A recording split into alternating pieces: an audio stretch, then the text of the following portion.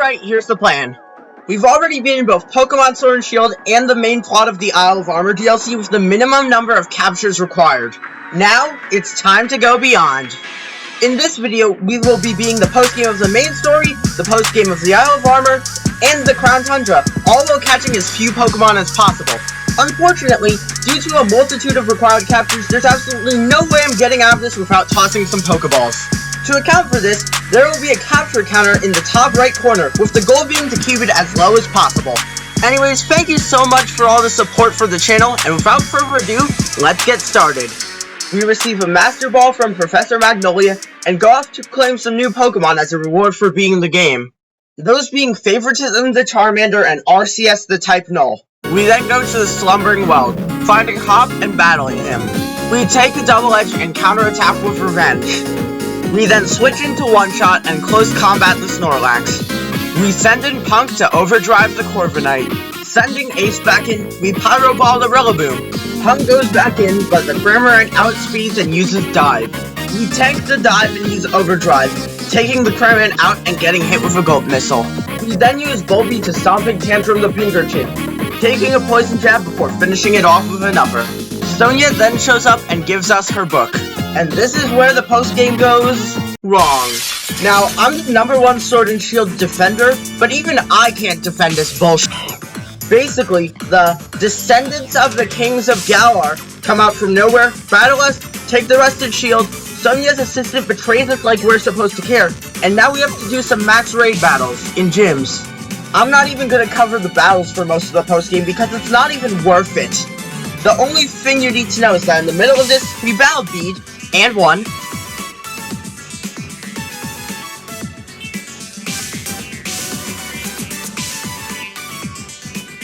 Cutting ahead quite a lot, we battle an enraged Zamazenta, where we use Bounce on it and it dodges. We switch into Dreamy, almost fainting to a crunch but then falling to a play rough. One-Shot also goes down this way. Zamazenta uses Iron Defense as Punk hits it with Boom Burst. After tanking an Iron Head, we use another Boom Burst to get Zamazenta into the red. Zamazenta's next Iron Head flinches Punk, but it sets up an Iron Defense as Boom Burst takes it out. Zamazenta then decides to try and kill Hop, but Zacian swoops in, saving the day. We then took out Zacian, but it seems we have to catch it in order to progress. I know where this is going. We throw our Master Ball and increase our catch counter by 1. And yes, this is going to be a reoccurring gag. The next goal is to fight Hop. We lead off with Urshifu to close combat Dupwolf. We then do the same to Snorlax. We switch into Ace and use Pyro Ball on Corviknight. We then Pyro Ball Rillaboom. We then switch into Bulby and use Stomping Tantrum on Pinkerton. It counters with a Poison Jab, but another Stomping Tantrum finishes it off. We then send back an Ace for the Zamazenta, hitting a Pyro Ball and tanking a Psychic Fangs. Another Pyro Ball finishes the job. Hop then becomes Sonia's assistant. The end. Not. We still have a lot more stuff to do. Hop's now on the Isle of Armor. Mustard sends us off on a wild goose chase to get some stuff done. Something honey related, so it's off to the Forest of Focus. We reunite Elegant with her child to drink her nectar. Wait, that sounds bad. Oh, whatever, it's not sticky enough anyways. Wait, that makes it sound even worse. After some physics, and having Hop drink nectar from my head, wow, this DLC is easily taken out of context. It's too juicy. But then Hop finally realizes we need to find honey, not nectar, so we go off to find a Vespiquen. And this is the part where we shake a tree and are surprised when an angry bee attacks us. We Gigantamax Ace and use G-Max Fireball. The Vespiquen responds with a Max Airstream. Another G-Max Fireball and Max Airstream, and the third Fireball takes the Vespiquen out. We then obtain the Max Honey. We return to the dojo, honey in hand, and Mustard allows us to battle him. Well, now we need to grind max raids to spawn max mushrooms. But before we do that fight, we should grind up, which seems like the perfect excuse to head to the Crown Tundra. Upon arrival, we immediately get roped into some family drama and fight Peony. We Pyro Ball the Caparajah, taking it down in one shot. Unfortunately, his Aggron is a lot more resilient and one-shots Ace. Luckily, One-Shot is able to step in and finish the job. We learn about Dynamax adventures and take one on. We choose Orbeetle for the adventure, and since catching another Pokemon would violate the rules of the challenge, we're stuck with it for the rest of the Dynamax adventure. Our first fight is against the Hitmonchan, and we already have one faint and one Pokemon at 1 HP after finishing it. Our next fight is against the Flygon. Thanks to one of the NPCs catching the Hitmonchan, who had Ice Punch, it's rather easy. We then battle a Liepard, and I think I just screwed myself over, didn't I? Luckily, Orbeetle lives even if on low HP. We grab a quick claw due to Orbeetle being rather slow. Our final match is against Suicune. We have a close call with Suicune's extreme speed, leaving Orbeetle at 2 HP. We decide not to Gigantamax since it would be a waste due to how low health Orbeetle's at. We end up successfully taking out the Suicune with no further feints.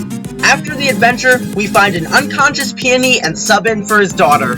We then set our sights for Freezington. Some old man rambles us, and we learn about the legends we'll be setting our sights on. The King of Bountiful Harvests, some flying legends, and some dot-faced titans. We put on our expedition uniform and immediately take it off. We also get a Master Ball.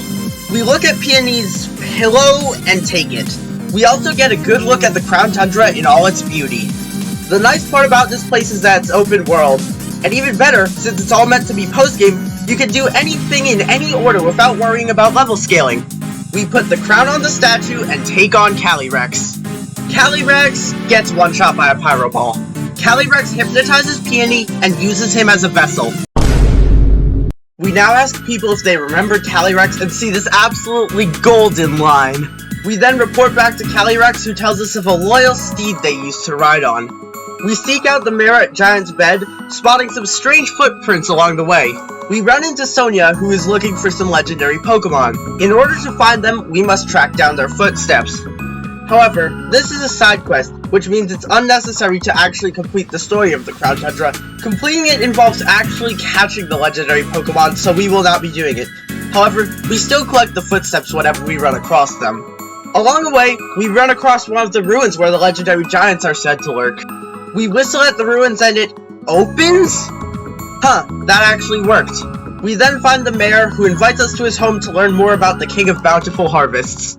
We do some reading on the King of Bountiful Harvests and their steed. We report back to Calyrex, who possesses Peony again. We now need to get carrots, which requires us to trade them for Dynite Ore. We then start grinding max raid battles for max mushrooms and Dynite Ore. Also, I got rare footage of Martin Solrock not being useless. Now, while max raids are far superior to terror raids on execution alone, that still doesn't change the fact that they get tedious when you have to grind them for a while. They would really benefit from you being able to skip the turn animations after inputting your move, especially since you need to go through this to get max mushrooms and Dynite Ore, the former being needed to Gigantamax your Pokemon if they couldn't already, and the latter being necessary for the Crown Tundra story to buy these carrot seeds. Although, I guess they didn't anticipate you spending all the Dynite Ore from the max layer you got immediately.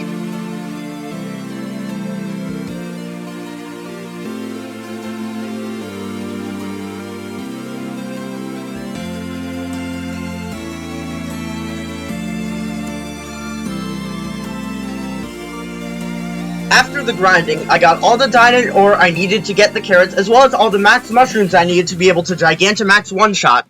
We plant the carrots in the snowy area and see Calyrex do a funny dance. Heading back to Freezington, we battle Glastrier and take it down, obtaining some white mane hair. Calyrex then gives us a radiant petal to make the Reins of Unity, which the mayor can't make. Don't worry, because Peony can, because he's just him. We then head over towards the Crown Shrine as Calyrex suggests. We travel through the tunnel to the top, getting a good overview of the whole Crown Tundra along the way. At the Crown Shrine, Calyrex retames Glastrier, assuming its Ice Rider form. Now it wants us to catch it? Absolutely not. Instead, we head back to Freezington and prepare to take on Mustard. But before then, we claim Eclipse the Cosmog from this old woman as a thanks for saving the village. Before battling Mustard, we level up our team using some experience candy and give Urshifu the ability to Gigantamax. Hey, so I got a new mic, but can't be bothered to re-record everything, so if it sounds different for the rest of the video, that's why. Let me know if it makes the audio quality better or worse. Anyways, the battle starts with us sending out Dreamy and him sending out Mienshao.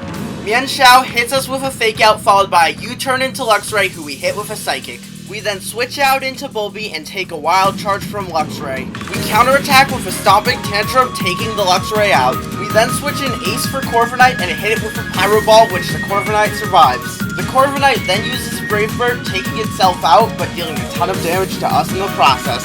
We then send Bulby back in for Mustard's Lycanroc. Lycanroc gets the chance to set up Stealth Rocks, but we take care of it with a Petal Blizzard. We then send in One Shot to try and finish off the Mienshao. Mienshao hits us with a Fake Out and then a Close Combat, leaving One Shot at 1 HP, perfect for an Aerial Ace to take care of the Mienshao. We then switch in Snowball for Mustard's Como-O. Como-O uses Aura Sphere, taking Snowball out, so we instead have to switch in Dreamy. Como-O uses a Clangorous Soul to boost its stats in exchange for some HP, and we capitalize with a Psychic. However, it survives and takes out Dreamy with Clanging Scales. We then switch in Ace, who takes Como-O out with a Pyro Ball. We switch into Punk as Mustard sends out Urshifu. We both Gigantamax and Mustard uses G-Max Rapid Flow. Punk survives and one-shots Urshifu with G-Max Stun Shock. After the fight, we claim Hybrid the Porygon from Hyde. Unfortunately though, because Trait Evolutions are annoying, we won't be using it. We then do some exploring in the Crown Tundra. We open Regirock's chamber with an Everstone and find the Galarian legendary birds in an epic conflict. However, Peony calls us, prompting the birds to terrorize all of Greater Galar for some reason. Now, the next step is to open Regice's chamber. However, the only way to do that is with a Cryogonal, which you can't obtain without catching. Unless you aren't the one who catches it. So I sent over a Regice from Pokemon Home, and if you think that's cheating, just to compensate you, we'll call that half a capture. And with that, we've done all we can in the Crown Tundra without catching Pokemon. But the challenge is to see how many we need to catch, so let's find that out. Some would argue that Calyrex counts as 2 captures because it's 2 Pokemon fused together, and just to appease those, we'll make it 1.5. The Galarian legendary birds also each add a capture to the counter, and 4 more are added to the total of the Regis. I chose Regidrago because I got Regieleki in my main save. And with that, we had completed the Crown Tundra. But we still had 1 or 2 more trials to deal with. The first was the Crown Tundra Ultra Beast postgame, which may seem like a nightmare for this challenge since it involves catching all the Ultra Beasts, but you really only need to obtain Necrozma to complete it. So we transfer over Necrozma from my main save and complete this questline with an additional 0.5 captures. But that didn't work since I'd have to get a Necrozma from this save apparently. And since I'd have to sacrifice $20, as well as a bunch of my time rerolling on another save to get a Necrozma raid so I can join in with this account, we're just gonna skip it and pretend I caught a Necrozma. And yes, that does mean that 0.5 captures goes up to 1 additional capture. And that's the last capture, since the second challenge is to complete the Galarian Star Tournament, which will hopefully not require us to catch anything, unlike the last tournament I participated in. Anyways, we team up with Hop and enter our first match with Milo and Nessa. Shiftry fakes out Double, Snowball Leech Life's Shiftry taking it out, and Golisopod uses Liquidation on Snowball. Double edges Golisopod, Cherrim uses Sunny Day, Snowball Icicle Spears Cherrim taking it out, and Golisopod Liquidation Snowball. We Dynamax Snowball as Milo Dynamaxes Flapple, Double edges Golisopod, causing it to switch out. We use Max Hailstorm on Flapple, taking it out and setting up Hail. We then use Max Rockfall on Toxapex, and Hop uses Double Edge on it. Toxapex hits Double with a Liquidation. Toxapex uses Baneful Bunker, blocking Hop's Double Edge, but lets it block from the Max Rockfall we use. Hop's Double falls to Poison, and he sends out Zamazenta as our Dynamax ends. We switch out Snowball for Punk, and Zamazenta takes out Toxapex with a Crunch. Zamazenta uses Play Rough on Golisopod, and Punk finishes it off with Overdrive. Zamazenta uses Behemoth Bash on Dreadnought, and we use Overdrive to take it out. Our next match is up against V and Gordy. Halucha one-shots Double with High Jump Kick, and we retaliate by one-shotting it with Psychic, while Gordy Shuckles hits us with a Rock Tomb. Zamazenta uses Behemoth Bash on Shuckle, putting it into red, while Phalanx hits hard with Mega Horn. We counterattack and take it out with a Psychic, while Shuckle hits us with a Rock Tomb.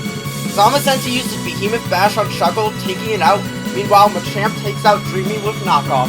We send in Ace and V Gigantamaxes Machamp. We use Bounce and Zamazenta Play Roughs Machamp. We dodge Tyranitar's attack and Machamp Max Flare Zamazenta.